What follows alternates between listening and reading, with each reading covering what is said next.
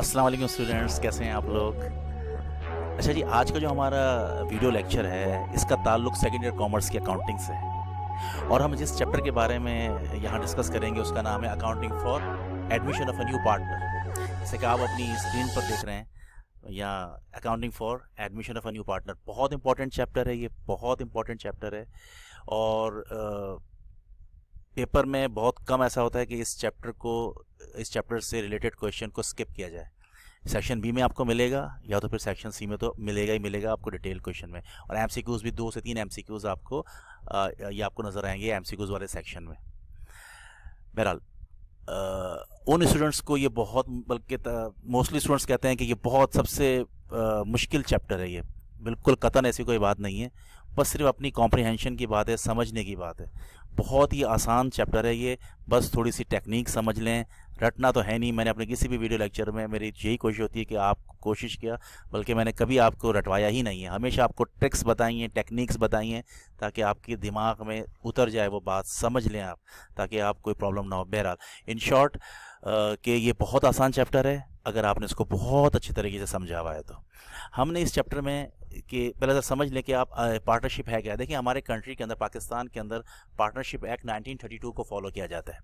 इसके तहत अगर आप सेक्शन, इसके पहले ही चैप्टर में इसमें अगर आप पार्टनरशिप एक्ट में देखें या उसमें बताया गया है कि पार्टनरशिप किसे कहते हैं कि जब यह दो से ज़्यादा अफराद आपस में मिलकर किसी एक मुश्तरका, जिनका मकसद ये हो कि हमें प्रॉफिट बिजनेस कमाना है ताकि हम मुनाफा कमा सकें, ऐसी रिलेशनशिप को, ऐसे ताल्लुक को हम पार्टनरशिप कहते हैं। हर बंदा इंडिविजुअली, इनफरादी तौर पे वो एक पार्टनर कहलाता है और मिलकर जो मजमूई तौर पे इसको हम पार्टनरशिप फर्म कहते हैं। फर्म का मतलब मजमूई तौर पे, ये सारे पार्टनर्स मिलकर एक मजमूई तौर पे जब ये काम करते हैं तो एक पार्टनरशिप फर्म कहलाते हैं। तो सिंपल फर्म का मतलब भी पार्टनरशिप फर्म होता है।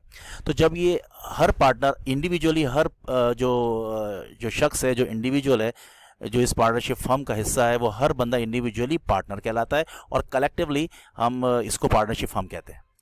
अच्छा जी, अब इसमें हमने करना क्या, ये देख लें कि हमारा इस टॉपिक का ताल्लुक है admission of a new partner से। इसका मतलब कि जब कोई पार्टनरशिप पहले से एग्जिस्ट करती है, पहले से बनी हुई है, पहले से चल रही है, अब कोई एक नया बंदा उसमें एंट्री देना चाह रहा है, इंट्रोड्यूस होना चाह रहा है, इसको introduction of a new partner भी कहते हैं, इसको admission of a new partner भी कहते हैं। पेपर में किसी भी एक नाम से आ सकता है ये। तो जब तक पार्टनरशिप एक्ट के तहत जब तक कोई सारे के सारे पार्टनर्स एग्री ना हो किसी भी बात के ऊपर, उस बात को उस पर अमल दरामद नहीं किया जा सकता। इसी तरह जब भी कोई नया पार्टनर एडमिट होने के लिए आएगा तो तमाम शुरका की, तमाम पार्टनर्स की रजामंदी का होना लाजमी है ये। तो सारे पार्टनर्स जब राज़ी हो जाते हैं, यहाँ देखेंगे, सारे पार्टनर्स जब राज़ी हो जाते हैं तब एक नया पार्टनर इंट्रोड्यूस हो सकता है या एडमिट हो सकता है किसी भी पार्टनरशिप फर्म में।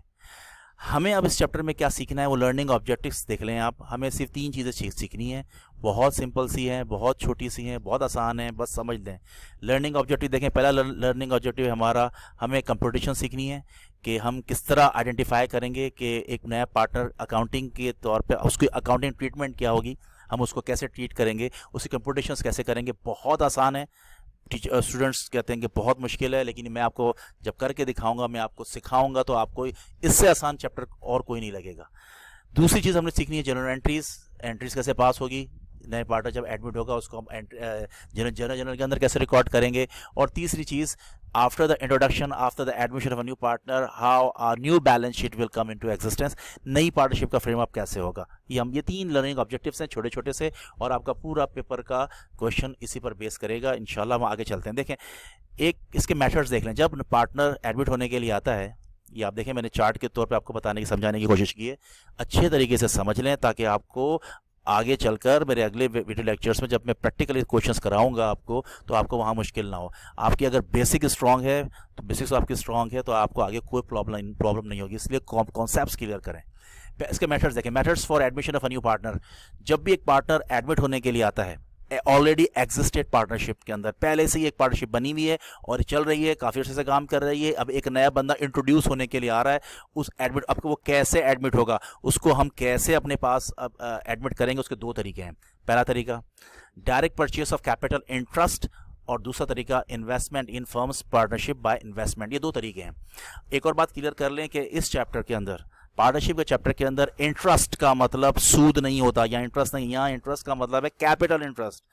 कैपिटल इंटरेस्ट को शॉर्ट में आप इंटरेस्ट भी कह सकते हैं, पेपर में भी कभी कभी इंटरेस्ट के तौर पे ही ये नाम सामने आता है, लेकिन पार्टनरशिप के सवाल की बात कर रहा हूँ, लेकिन इसका हरगिज़ ये मतलब नहीं है कि ये सूद है। तो ये direct purchase of capital interest का मतलब ये है कि जो सरमाए में जो हिस्सा, ये अब इसका मतलब समझ लें पहले आप। कैपिटल इंटरेस्ट का मतलब ये होता है कि जो कैपिटल है उस फर्म का, सरमाया का जो कैपिटल है, जो सरमाया है उसमें हिस्सा। अब उसके दो तरीके हैं कि एक नया बंदा एंटर कैसे होगा, दो तरीके हैं। पहला तरीका तो देख लें, direct purchase of capital interest. इसका मतलब क्या है? इसका मतलब ये है कि एक नया बंदा आता है, वो पहले से ही जो पार्टनरशिप में जो लोग मौजूद हैं उनमें से किसी, अब देखें, जो नया बंदा आने के बाद अब पार्टनरशिप चेंज हो जाती है। जैसे ही एक नया बंदा, नया पार्टनर पार्टनरशिप में एडमिट होने के लिए आता है, अब वो पुरानी पार्टनरशिप ख़त्म, अब वो एक नई पार्टनरशिप कहलाएगी। ये बात ज़रा जहन में रखिएगा आप लोग। फर्ज कर लें दो पार्टनर्स हैं, वो अपना बिजनेस कर रहे हैं। अब एक नया बंदा आता है 1 साल बाद, 2 साल बाद। अब दोनों ने फैसला किया कि हम अपने किसी एक तीसरे बंदे को अपने इस पार्टनरशिप फर्म में शामिल कर रहे हैं। अब जब वो शामिल कर लेते हैं उस तीसरे बंदे को, अब वो नई पार्टनरशिप बनेगी जिसमें अब 2 नहीं बल्कि 3 बंदे पार्टनर्स होंगे। ये ध्यान में रखिएगा। पुरानी पार्टनरशिप खत्म, जैसे ही पार्टनरशिप में नया बंदा एडमिट हुआ, पुरानी पार्टनरशिप खत्म, अब वो नई पार्टनरशिप कहलाएगी। अब ये direct purchase of capital interest का मतलब ये है कि कोई नया पार्टनर जब आया तो उसने, अब फर्ज करें मैंने मिसाल दी आपको कि ये एक पार्टनरशिप है जिसमें दो पार्टनर्स हैं। अब एक नया बंदा आया एडमिट होने के लिए, अब वो किसी भी एक पार्टनर से या दोनों पार्टनर से, उनसे उनके कैपिटल में शेयर मांगता है। फॉर एग्जाम्पल मिस्टर ए और मिस्टर बी, ये 2 पार्टनर्स हैं और ये अपना एक पार्टनरशिप बिजनेस कर रहे हैं। अब एक बंदा सी, न्यू पार्टनर, वो आता है और मिस्टर ए से कहता है, यार आपके पास आपका जितना कैपिटल है ना, मिस्टर ए से बात कर रहा है सिर्फ, नया पार्टनर कौन है? मिस्टर सी। और पुराना पार्टनर किससे बात कर रहा है? मिस्टर ए से।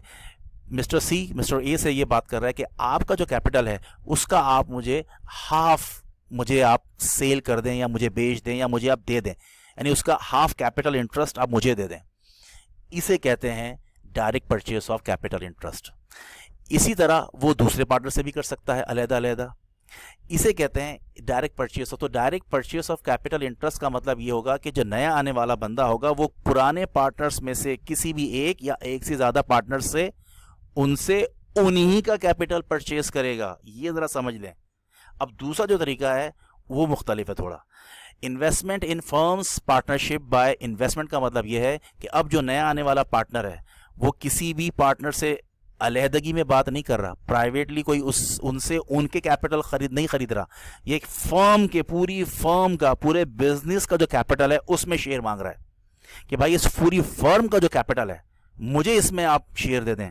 फॉर एग्जाम्पल 50%, मुझे आप 50% दे दें। मिसाल दे रहा हूँ, मिसाल के तौर पे आपसे कह रहा हूँ कि मुझे इस पूरी फर्म का 50% चाहिए, मुझे इस पूरी फर्म का जो कैपिटल है उसका 30% चाहिए, मुझे इस पूरी फर्म का जो कैपिटल है उसका 5% चाहिए। इसे कहते हैं investment in firms partnership by investment. तो ये 2 मेन तरीके हैं। पहले तो आप ये अच्छे तरीके से समझ लें। अगर आपने सवाल नहीं समझा तो आप गलत करेंगे। यही मसला होता है, समझते नहीं हैं आप स्टूडेंट्स, या उनको समझाने वाले में प्रॉब्लम होती है। तो आप ज़रा समझ लें अच्छे तरीके से। आगे चलने से पहले हर स्टेप पर देख लें कि क्या हम वो सही चीज़ समझ में आई है। दोबारा मैं रिपीट कर रहा हूँ आपके लिए कि जब एक नया बंदा नया पार्टनर एडमिट होने के लिए आता है पार्टनरशिप फर्म में, तो उसके पास 2 तरीके होते हैं। एक तरीका तो ये जो आपके सामने, direct purchase of capital interest. इसका मतलब ये कि नया आने वाला बंदा किसी भी पुराने पार्टनर से, पुराने जो पार्टनर्स हैं पहले से ही जो मौजूद हैं, उनमें से किसी भी एक पार्टनर से या एक से ज़ायद पार्टनर से उनके कैपिटल में से शेयर मांगे उनके अपने कैपिटल में से। Mister A, for example mister A और मिस्टर बी दो आपस में ये बिजनेस कर रहे हैं, पार्टनरशिप बिजनेस कर रहे हैं, पार्टनरशिप फर्म चला रहे हैं। अब एक तीसरा बंदा मिस्टर सी एडमिट होने के लिए आता है। अब ये उसने मिस्टर सी ने जो है वो मिस्टर ए से जाके बात की कि भाई आपका जितना कैपिटल है उसका मुझे 50% दे दें या मुझे 10% दे दें। अब मिस्टर सी मिस्टर ए से मिस्टर ए का जो कैपिटल है उसमें से मांग रहा है 10%, 10%, 20%, 5% उनका कैप। इसे कहते हैं डायरेक्ट परचेज मेथड। दूसरा तरीका क्या, दूसरा तरीका एडमिट होने का क्या, investment in firms partnership by investment. इसमें ये होता है कि मिस्टर ए और मिस्टर बी दोनों बिजनेस कर रहे हैं। अब मिस्टर सी जो नया बंदा एडमिट होने के लिए आ रहा है वो मिस्टर ए के पास नहीं आ रहा कि भाई मुझे तुम्हारे कैपिटल में से तुम्हारा मुझे शेयर दो, या मिस्टर बी के पास नहीं जा रहा कि मुझे तुम्हारे कैपिटल में से मुझे शेयर दो। वो कह रहा है कि मुझे पूरी फर्म का जो कैपिटल है, मुझे इस पूरी फर्म का जितना कैपिटल है आप दोनों का मिला के उसमें से मुझे 10% या 20% या 25% चाहिए। इसे कहते हैं इन्वेस्टमेंट करना फर्म के कैपिटल में। ये दोनों मेन फर्क समझने अब अच्छी तरीके से, फिर हम आगे बढ़ते हैं। अब हम इसमें आगे बढ़े, direct purchase of capital interest तो सिंपल था। अब मसाइल पैदा होते हैं, उसमें आगे कोई प्रॉब्लम नहीं है, ये तो बहुत आसान सा तरीका है जो पहला तरीका मैंने आपको बताया।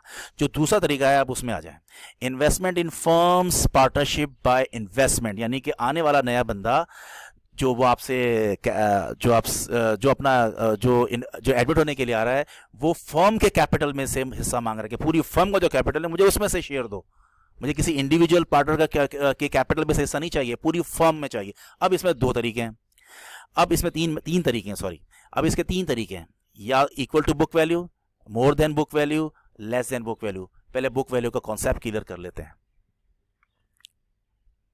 पहले तो बुक वैल्यू के कॉन्सेप्ट को क्लियर कर लें। देखिए बुक वैल्यू का मतलब ये है कि जो रिकॉर्डेड वैल्यूज़ होती हैं आप हमारी बैलेंस शीट की, फॉर एग्जांपल आपने कोई इक्विपमेंट ख़रीदा, उस इक्विपमेंट को जो वैल्यू थी हमारी, हमने उसमें से लेस करते हैं अलाउंस फॉर डिप्रिसिएशन, या जैसे एक्यूमुलेटेड डिप्रिसिएशन भी कहते हैं।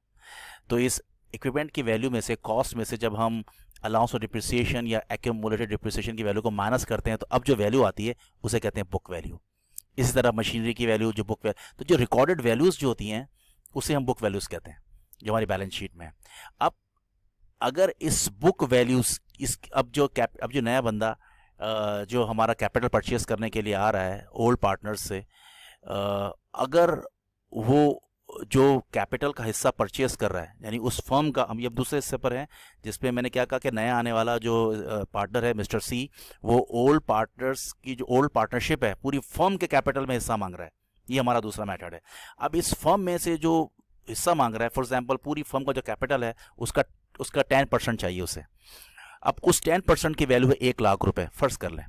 अब आने वाला जो न्यू पार्टनर है मिस्टर सी, वो अब 1 लाख रुपए ही पे करता है, यानी जितनी बुक वैल्यू थी उस कैपिटल इंटरेस्ट की, जितना उसे उस फर्म का चाहिए उतनी ही, जो कि 1 लाख है हमारे एग्जाम्पल के तौर पे फॉर एग्जाम्पल, और वो 1 लाख रुपए ही दे रहा है, इसे हम कहते हैं, इसका मतलब ना ज़्यादा दे रहा है ना कम दे रहा है उस बुक वैल्यू से, इसका मतलब ये इक्वल टू बुक वैल्यू का केस है।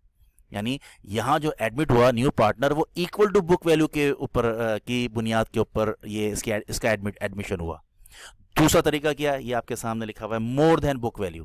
पहला तरीका था इक्वल टू बुक वैल्यू, यानी admission of a new partner at equal to book value, equal to book value of what, और book value of capital interest. दूसरा तरीका था हमारा more than book value of capital interest. इसका मतलब अब वो जो न्यू पार्टनर है मिस्टर सी, वो उस कैपिटल की जो बुक वैल्यू है, फॉर एग्जांपल मेरी मिसाल वही चल रही है 1 लाख रुपए, अब वो अगर 1 लाख रुपए से ज़्यादा पे कर रहा है, फॉर एग्जांपल वो 1,20,000 पे कर रहा है, 20,000 रुपये ऊपर पे कर रहा है, तो इसका मतलब ये मोर देन बुक वैल्यू का एडमिशन, यानी उसका जो एडमिशन हुआ वो मोर than book value of capital interest पे हुआ।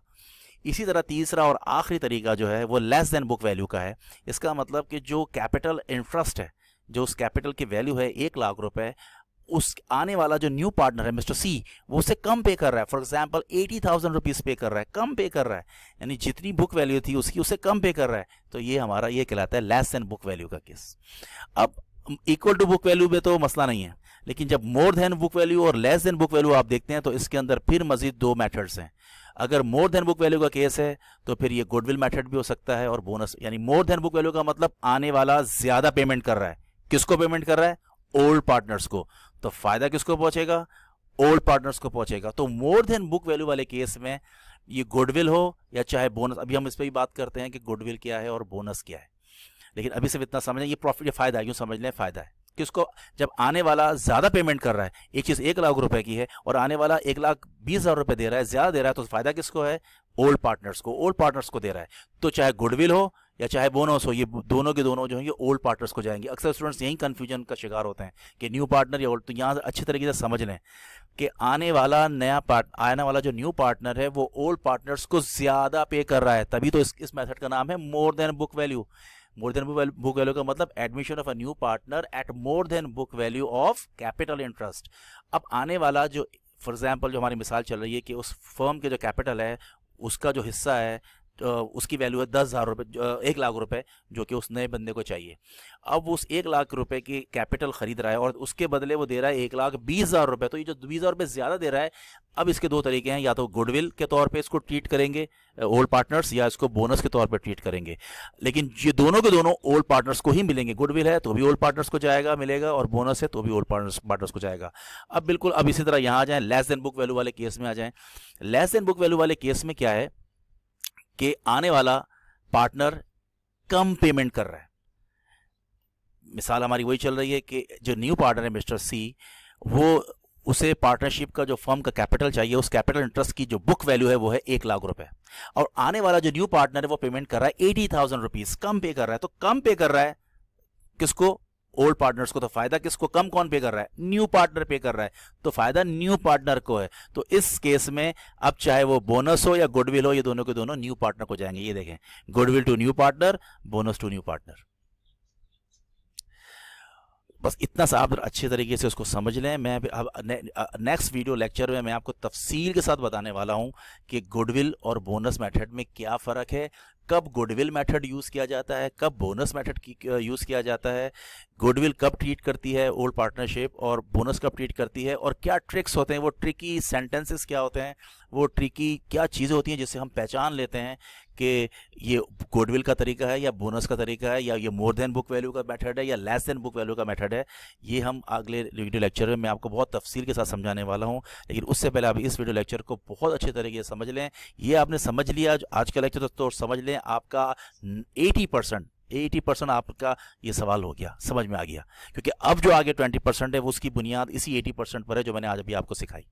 इसके बाद में आपको मेरी लर्निंग ऑब्जेक्टिव्स हमारी वही तीनों अभी बाकी हैं। हमने इसको लर्निंग ऑब्जेक्टिव्स को हमने नेक्स्ट वीडियो लेक्चर में कवर करना है।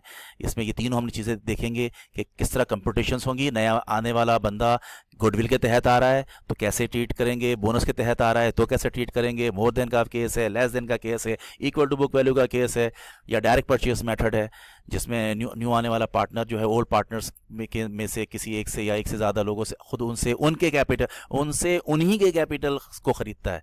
तो ये हम सब इस पहले लर्निंग ऑब्जेक्टिव में सीखने वाले हैं अगली नेक्स्ट वीडियो में इंशाल्लाह। दूसरा फिर हम इसको जर्नल के अंदर एंट्रीज कैसे बनाएंगे, और तीसरा बैलेंस शीट। ये तीनों लर्निंग ऑब्जेक्टिव्स को इंशाल्लाह हम नेक्स्ट वीडियो लेक्चर में कवर करेंगे। अपना बहुत ख्याल रखिएगा, बहुत ख्याल रखिएगा, और लेक्चर को गौर से सुनिए। मेरी गारंटी है कि ये जो जिसे आप मुश्किल तरीन लेक्चर कह रहे हैं, admission of a new partner second year accounting में, यही सबसे आपको आसान ना लगे तो आप मुझे कहिएगा। अपने टीचर शहजाद शरीफ को इजाज़त दीजिए। बहुत शुक्रिया। अल्लाह हाफ़िज़। अस्सलाम वालेकुम। पाकिस्तान जिंदाबाद।